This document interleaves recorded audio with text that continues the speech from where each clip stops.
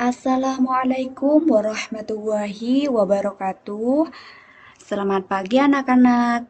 Berjumpa lagi ya dengan saya Nurul Aini, Prodi Tadris Ilmu Pengetahuan Alam dari IAIN Jember. Pertemuan pertama kita sudah membahas tentang sifat-sifat cahaya. Pertemuan hari ini kita akan membahas tentang cermin. Nah, ini merupakan KD dari 3.12, yaitu menganalisis sifat-sifat cahaya, pembentukan bayangan pada bidang datar dan lengkung, serta penerapannya untuk menjelaskan proses penglihatan manusia, mata serangga, dan prinsip kerja alat optik. Nah, ini merupakan tujuan pembelajaran yang harus dicapai oleh siswa. Yang pertama, siswa dapat mengidentifikasi sifat-sifat bayangan pada cermin datar, cekung, dan cembung. Yang kedua, siswa dapat mengimplementasikan konsep dari cermin datar, cekung, dan cembung. Yang ketiga, siswa dapat menghitung rumus cermin cekung dan cermin cembung. Nah, yang pertama, saya akan membahas tentang cermin, pengertian cermin. Cermin merupakan suatu bidang licin yang dapat memantulkan seluruh cahaya yang jatuh padanya. Nah, perhatikan gambar ini ya. Pada saat kita bercermin, maka cermin akan memantulkan bayangan kita. Bayangan kita akan terlihat di cermin. Selanjutnya, jenis-jenis cermin. Itu ada 3 macam. Yang pertama, cermin datar. Yang kedua, cermin cekung. Yang ketiga, cermin cembung. Nah, kali ini Ibu akan membahas pengertian cermin datar terlebih dahulu. Cermin datar merupakan cermin yang permukaan pantulannya berupa bidang datar. Nah, apabila cahaya yang jatuh atau mengenai cermin datar, maka akan dipantulkan kembali dan memenuhi hukum pemantulan. Sifat-sifat bayangan pada cermin datar yaitu yang pertama, maya, yang kedua, tegak, yang ketiga, sama besar. Nah, apabila ada 2 buah cermin disusun sedemikian rupa sehingga membentuk sudut tertentu, maka banyaknya bayangan yang terbentuk adalah, ini rumusnya untuk cermin datar. N atau banyaknya bayangan yang terbentuk sama dengan 360 derajat dibagi theta dikurangi 1. Dengan keterangan, theta ini merupakan sudut apit di antara 2 cermin. Nah, ini merupakan contoh gambar dan grafik dari cermin datar.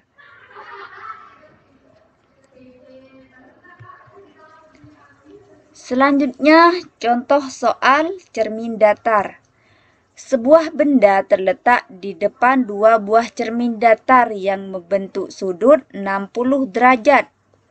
Tentukanlah jumlah bayangan yang terbentuk. Diketahui ya, sudutnya ialah 60 derajat.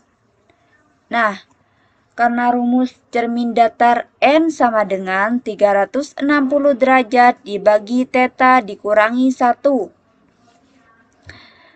Jumlah bayangan sama dengan 360 derajat dibagi 60 derajat dikurangi 1. Karena 360 derajat dibagi 60 derajat itu hasilnya 6, maka di sini ditulis 6. 6 dikurangi 1. 6 dikurangi 1 adalah 5, maka jumlah bayangan yang terbentuk yaitu 5 buah. Selanjutnya yaitu cermin cekung. Cermin cekung merupakan cermin yang permukaannya melengkung ke arah dalam. Nah, kalian bisa menemukan contoh dari cermin cekung, yaitu permukaan bagian dalam sendok. Lalu bagian reflektor sebuah cermin. Nah, sifat bayangan pada cermin cekung yaitu yang pertama, maya, terbalik, diperbesar. Dengan keterangan, cermin cekung itu memiliki titik fokus dengan simbol F dan titik pusat kelengkungan dengan simbol C, titik pusat optik dengan simbol A, sedangkan jari-jari kelengkungan dengan simbol R dan nilainya yaitu positif. Nah, ini gambar pembentukan bayangan pada cermin cekung. Karena sifat bayangan cermin cekung itu maya, terbalik, diperbesar. Ini ukuran benda aslinya kecil ya. Karena di cermin cekung, maka sifat bayangannya itu terbalik, diperbesar. Ini bisa diamati ya. Selanjutnya, sinar-sinar utama pada cermin cekung. Yang pertama, sinar datang sejajar dengan sumbu utama, kemudian dipantulkan melalui titik fokus. Ini sinar datangnya. Kemudian dipantulkan melalui titik fokus. Ini titik fokusnya ya, dipantulkan melalui titik fokus. Sejajar dengan sumbu utama sinar datangnya. Yang kedua, sinar datang melalui titik fokus, kemudian dipantulkan sejajar dengan sumbu utama. Ini sumbu utama. Yang ketiga, sinar datang melalui titik fokus. Yang ketiga, sinar datang melalui titik pusat kelengkungan cermin. Dipantulkan melalui titik pusat kelengkungan cermin pula. Jadi, sinar datangnya dan sinar pantulnya itu sama melalui titik pusat kelengkungan cermin. Selanjutnya, pembagian ruang untuk cermin cekung. Yang pertama, apabila benda di ruang 1, maka bayangan berada di ruang 4. Ini, bayangannya di sini. Maka sifat yang dihasilkan itu maya, tegak, diperbesar. Nah, apabila benda di ruang 2, maka bayangannya itu di ruang 3. Lalu sifat yang dihasilkan yaitu nyata, terbalik, diperbesar. Yang ketiga, apabila benda di ruang 3, maka bayangan itu ada di ruang 2. Dan sifat yang dihasilkan nyata, terbalik, diperbesar. Nah, apabila benda itu berada di R, maka sifat bayangan yang dihasilkan itu nyata, terbalik, diperbesar. Lalu, apabila benda berada di titik fokus, sifat bayangannya itu tidak terbentuk, artinya tidak ada bayangan. Nah, ini melukis pembentukan bayangan oleh cermin cekung. Ini sama seperti yang tadi. Benda berada pada jari-jari. Pada R ya, di sini. Maka bayangan yang terbentuk bersifat nyata, terbalik, dan diperkecil. Ini. Sifat bayangannya ini ya. nyata terbalik diperkecil. Kemudian apabila benda berada di titik fokus, ini bendanya berada di titik fokus, maka sifat bayangan yang dihasilkan tidak ada bayangan karena bendanya berada di titik fokus. Kemudian apabila benda berada di antara cermin dan titik fokus, ini, maka bayangan yang dihasilkan maya tegak diperbesar. Ini ukuran bendanya kecil karena berada di antara titik fokus dan cermin, maka sifat bayangannya itu maya tegak diperbesar.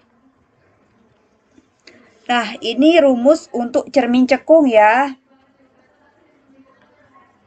Nah, manfaat cermin cekung di kehidupan sehari-hari. Yang pertama, sebagai alat dokter gigi memeriksa lubang gigi. Yang kedua, digunakan pada bagian bawah mikroskop. Yang ketiga, reflektor lampu senter. Yang keempat, antena parabola. Yang kelima, kompor tenaga surya. Yang keenam, reflektor tungku matahari. Yang ketujuh, reflektor lampu mobil. Yang ketujuh, reflektor lampu mobil dan lampu baca. Nah, ini contoh soal untuk cermin cekung. Silahkan dipelajari ya. Nah, selanjutnya cermin cembung. Cermin cembung merupakan cermin yang permukaannya melengkung ke arah dalam. Nah, sifat bayangan pada cermin cembung yaitu maya tegak diperbesar. Nah, pada cermin cembung terdapat beberapa titik penting yang mirip dengan cermin cekung. Perbedaannya hanya pada jari-jari kelengkungan saja. Nilainya yaitu negatif. Nah, ini pembentukan bayangan pada cermin cembung. Ini ukuran bendanya besar. Dan sifat bayangannya itu kecil.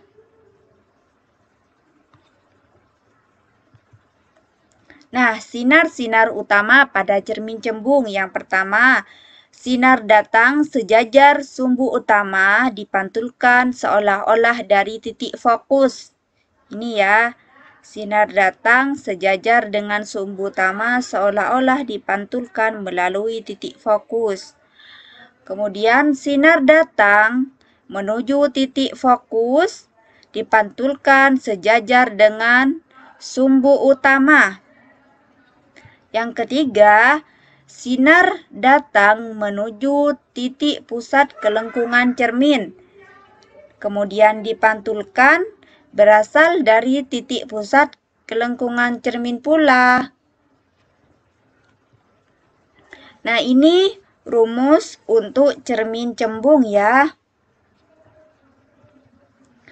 Nah, manfaat cermin cembung yang pertama, cermin cembung dimanfaatkan sebagai kaca spion mobil, motor, dan lainnya. Yang kedua, diletakkan di pertigaan atau perempatan jalan untuk menghindari tabrakan atau kecelakaan. Nah, ini contoh soal untuk cermin cembung. Kalau di cermin cembung itu nilainya pasti negatif hasilnya ya. Kalau di cermin cekung nilainya itu positif. Nah,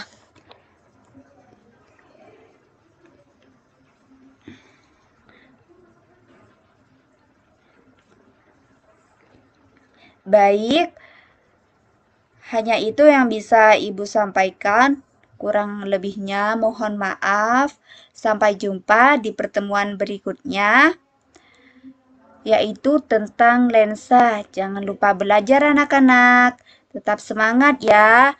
Wassalamualaikum warahmatullahi wabarakatuh.